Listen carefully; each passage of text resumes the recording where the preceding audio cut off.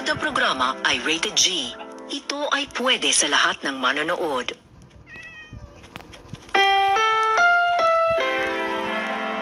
The following program is rated G.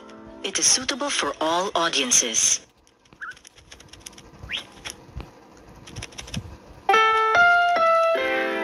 Ang susunod na programa ay rated PG. Ito ay nangangailangan ng patnubay at gabay ng magulang para sa mga batang manonood.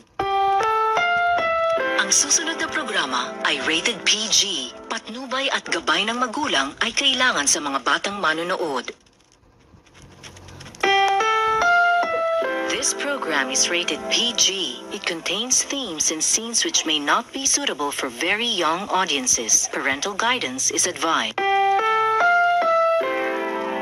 Ang programang ito ay rated SPG. Striktong patnubay at gabay ng magulang ang kailangan. Maaaring may masiselang tema, lengguwahe, karahasan, sexual, horror o droga na hindi angkop sa mga bata.